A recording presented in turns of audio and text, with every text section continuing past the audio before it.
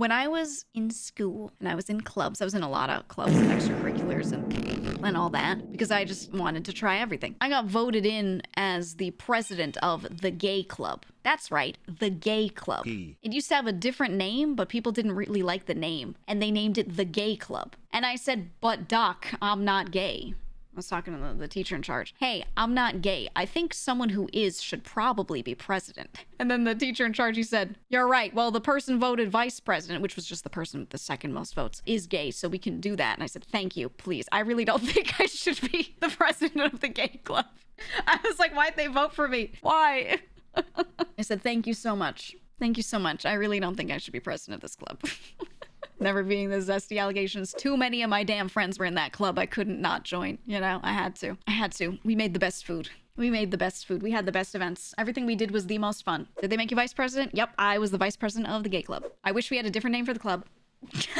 I wish we had a different name. And they suggested so many names, and every single name had some sort of weird insensitivity. And I said, we can't do this. I think it just has to be the gay club at this point. Like, all the things that they suggested outside of the club, like that the teachers were suggesting, we were like, it's a little off. I don't know. This was a long time ago, so things were different, okay? I was like, all right.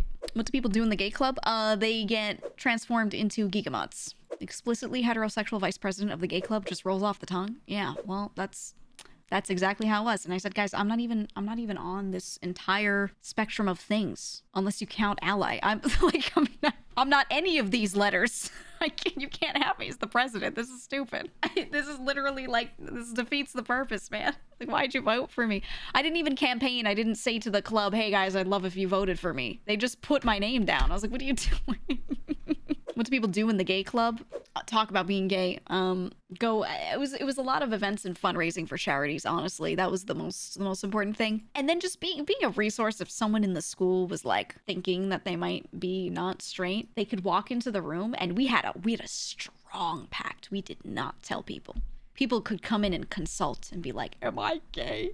And they would, you know, and kind of just unload to like a few of us, and we would not tell anybody. Genuinely, that shit never leaked out. It was beautiful. It was a strong pact. We also had a Dropbox where people could leave notes to ask us questions about these things if they were like curious about something, and then they would write a location where they wanted us to leave the note for them to get it. We could give it to a teacher and have that teacher hand it to them, but do it in a way where the teacher doesn't even know what it's about. We would just be like, hey, this person said that they're gonna come up to you during this, in between these two periods, to get this note. We don't know who it is, just here you go. And then someone would just know that a teacher had a note and say, hey, someone left a note for me, and they would hand it to them. So they wouldn't know why the note was there, why we dropped it off, and then we wouldn't see that person pick up the note.